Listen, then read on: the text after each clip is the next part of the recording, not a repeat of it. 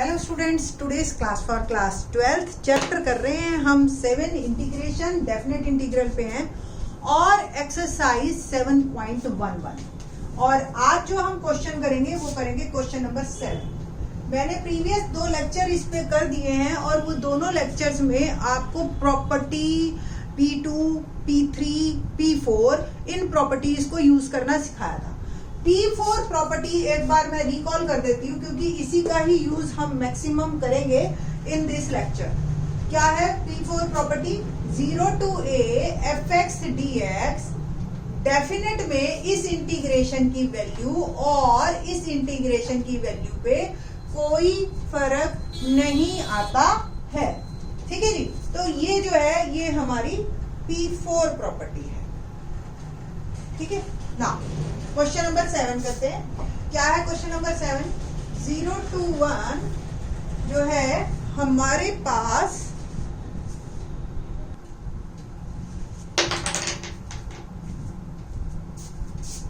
x और 1 minus X raise to power n dx।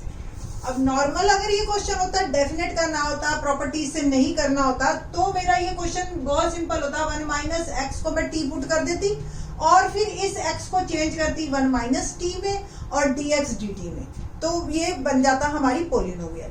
अब ये इससे प्रॉपर्टीज से और भी आसान हो गया। कैसे? देखिए सिंपल, आपने प्रॉपर्टी बाय प्रॉपर्टी P4 क्या है? 0 to a fx dx equal to fa minus X dx।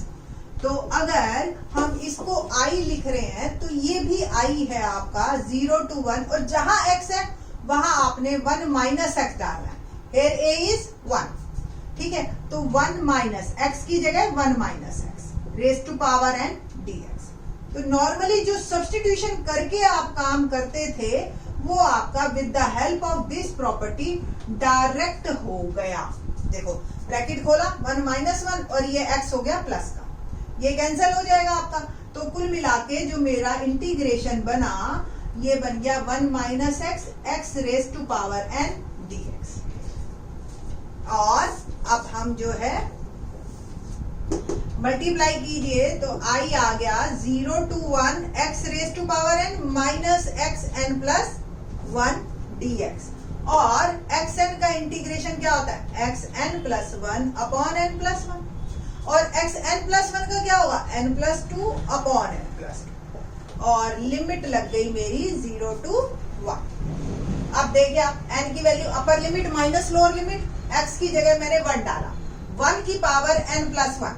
ठीक है, तो क्या आई?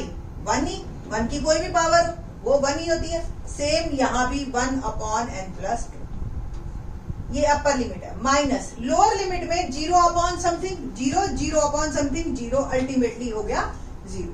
आपका यहाँ पे एलसीएम आ जाएगा n प्लस 1 और n प्लस 2 और n plus 2 minus n minus 1।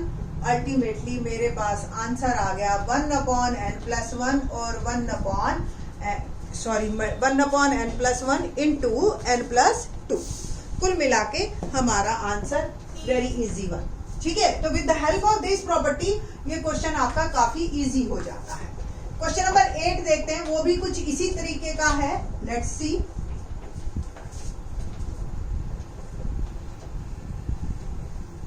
क्या है क्वेश्चन नंबर 8?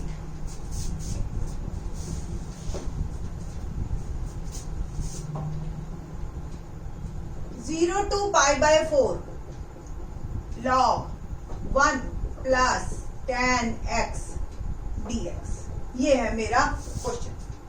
ठीक है जी, प्रॉपर्टी आपकी वही बाय प्रॉपर्टी। क्या प्रॉपर्टी है? 0 से a fx dx equal to 0 to a fa minus X dx। तो 0 to pi by 4, here a is pi by 4। तो i इज जहां भी आपके पास x है वहां आपने लिख देना है पाई बाय 4 माइनस एक्स। ओके, अब tan a माइनस b का फॉर्मूला आपको याद है? क्या होता है? tan a minus tan b upon 1 plus tan A into tan B। A आपका हो गया π/4 और ये -x, तो tan π/4 माइनस tan x और 1 plus tan π/4 into tan x। ठीक है, tan π/4 की वैल्यू क्या होती है 1, तो 1 माइनस tan x और 1 प्लस tan x। तो कुल मिला के tan π/4 को मैं लिख सकती हूं 1 माइनस tan x और 1 प्लस tan x। वैसे तो अगर आपको लास्ट ईयर ये एक स्पेशल केस करके हम फॉर्मूला भी बच्चों को याद करवा देते हैं, ठीक है जी। तो आपको अगर वो फॉर्मूला याद है तो इससे तो अच्छी बात ही नहीं है, डायरेक्ट आप करो, there is no need to show this one portion. तो ये आपका आई है 0 टू π/4 log एलसीएम लेती हूं मैं 1 प्लस tan x, 1 इसके नीचे 1 है तो 1 प्लस tan x ही आ जाएगा, plus 1 minus tan x dx। tan से tan कैंसिल हो गया, होप सो ये दिखाई दे रहा हो, नहीं सॉरी,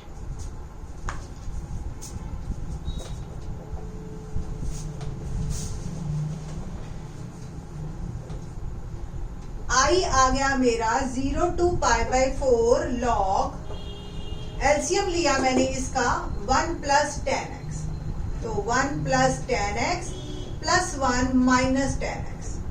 ठीक है जी, सॉल्व किया इसको, ये कैंसिल हो गया। 0 to π/4 I become log 2, 1 plus 1 2 upon 1 plus tan x dx। अभी तक हमने कोई भी इंटीग्रेशन का साइन नहीं किया, सिर्फ एक डेफिनेट की प्रॉपर्टी लगाई है और ट्रिग्नोमेट्री लगाई है। तो I बिकम 0 टू π/4 log में क्या प्रॉपर्टी होती है, log m/n can be return as log m minus log n, है ना। तो log 2 minus log 1 plus tan x dx, ये आप लिख सकते हो। तो क्या आ गया 0 टू π/4, मैं दो पार्ट में डिवाइड कर रही हूं क्वेश्चन को, एक ये और एक ये। क्यों किया ये अभी आपको बताते हैं, ध्यान से देखो, हम वही आ गए जहां से चले थे। ये पूरा का पूरा क्वेश्चन फिर से आ गया हमारे पास। तो अगर ये आई है तो ये भी आई है ना। तो क्या आ गया जी, I is equal to log 2 common और ये integration of dx 0 to π/4 minus I. इस आई को उधर भेज दीजिए तो ये हो गया 2i log 2 as it is, integration of dx is x, limit लग गई 0 to π/4। 2i equal to log 2 और अब मैं upper limit minus lower limit, π/4 minus 0। तो i क्या आ गया 1/2 log 2 π/4 और आप इसको इकट्ठा कर लीजिए तो π/8 log 2 इज माई आंसर। ठीक है, तो कुल मिला के आपका ये आंसर आ जाता है। तो बहुत इजी है, प्रॉपर्टीज से क्वेश्चन इजी हो जाता है। बल्कि आप स्टूडेंट्स एक बार को प्रॉपर्टीज से क्वेश्चंस को करिए, आपको कोई अलग से प्रॉपर्टी याद करने की जरूरत नहीं है। ठीक है, आप प्रैक्टिस करोगे आपको आ जाएगा। क्वेश्चन नंबर 9 देखते हैं, सेम है, बिल्कुल वही प्रॉपर्टी लग रही है, 0 to 2x2 minus x dx, same 0 to a fx dx is equal to 0 to a fa minus x dx। ये हमारी प्रॉपर्टी है।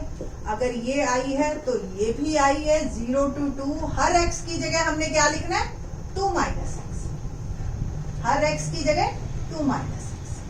जब भी माइनस हो कोशिश करो ब्रैकेट लगा दो ताकि गलती से भी गलती ना हो। 0 to 2 2 minus x under root 2 minus 2 plus x dx।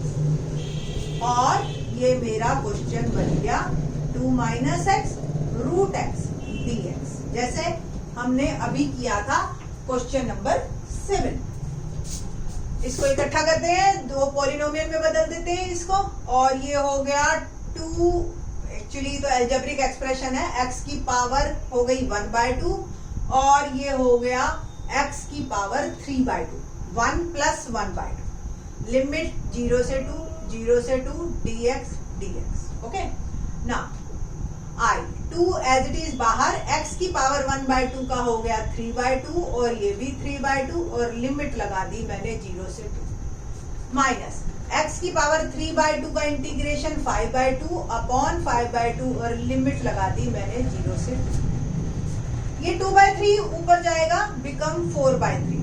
देखिए 2 इंटू 2/3, 2 वैल्यू डाल रही हूं अपर लिमिट 2⁻³ माइनस 0 माइनस ये जाएगा ऊपर 2/5, 2⁵5/2 माइनस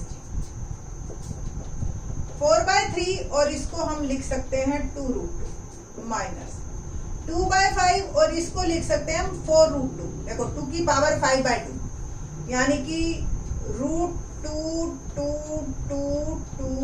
5 बार, 2 बाहर निकल गए और 1 रह गया 4√2। और फर्दर इसको हम सॉल्व करते हैं तो 4 × 2 = 8/3√2 माइनस 8/5√2। ठीक है जी, √2 कॉमन ले लीजिए, 8 कॉमन ले लीजिए, 1/3 माइनस 1/5 एलसीएम लिया मैंने 15। होप सो दिख रहा हो। ठीक है,